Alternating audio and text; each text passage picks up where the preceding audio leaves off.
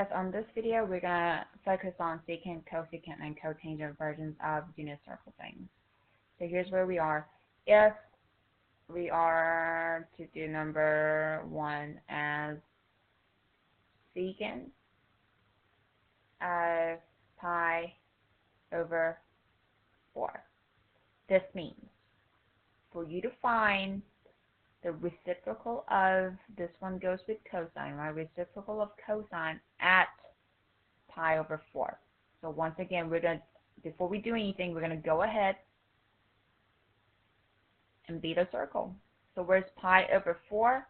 We know that's 1 pi over 4 that has to be in the first quadrant.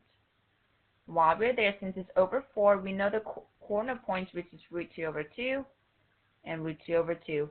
Remember, if you don't know that, please write down the cheat sheets on top of your pages so that way you'll know. That one right there. Alright. Now, secant goes with cosine, but it's a reciprocal function, which means you just flipped it over.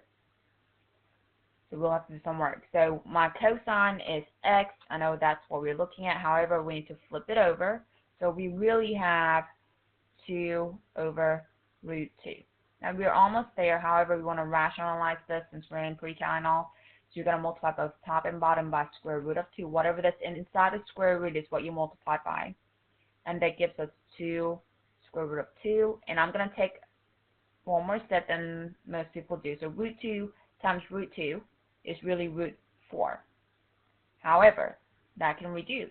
So we have 2 root 2 over that root 4 turns into just 2,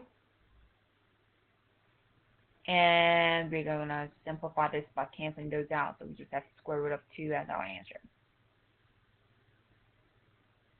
That's it. However, let's go ahead and practice going backwards, because I feel like that's where we have the most problem coming from. So how about this? Let's try cosecant. Let's say cosecant of theta is equal -2.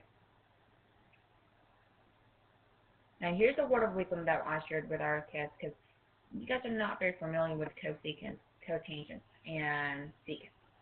But however, you guys are familiar with sine, cosine, and tangent. So we're going to turn this cosecant, this foreign thing, into something that we know. Okay? And cosecant goes with, C goes with S, so it goes with sine. So we're going to turn it into something that we know. So we're taking this cosecant, we're going to change into sine so that way we can work with something that we know. Now, so we know that these are reciprocal functions, which to go from sine to cosecant, we have to flip it.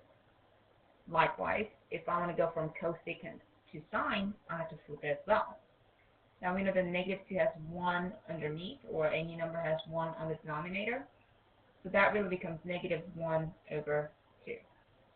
Now once we get here, we're really ignoring the top part from now on. We're just like, oh, we're done with you. We're just not going to look at you anymore, so we're just going to actually solve this problem. And this problem I know you can't do. So we're going to ask ourselves those 2 questions once again. 1, where are we? So let's define that. The sign represents y. And y is you see how that's a negative number? Okay. So on our quadrant, let's see where we are on our quadrant. If y is negative, I know it has to be down below here.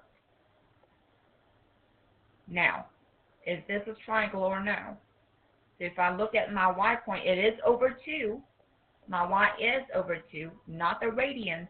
If my y is over 2, yes, it's a triangle. And remember, we can go back and take a look at our cheat sheet. Which one of these 3 has y as 1 over 2? Is over 6's. Okay, so I know these are triangles, so I know it's going to be down below, so my triangles are going to be here and here. We also figured out they was going to be over 6's with pi. Therefore, this one was 6 over 6, which makes that one a 7 over 6 pi. This one is 12 over 6, which makes that 11 over 6 pi. So my thetas are, so my answers are going to be 7 over 6 pi and 11 over 6 pi. here's what these answers actually mean. Let's talk about it. So on number 1, we're saying at pi over 4,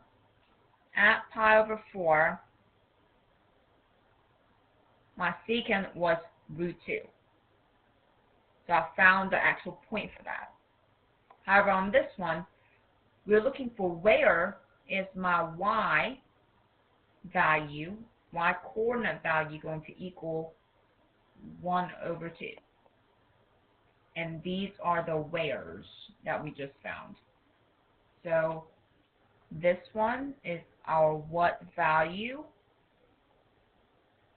question, and this one was where question.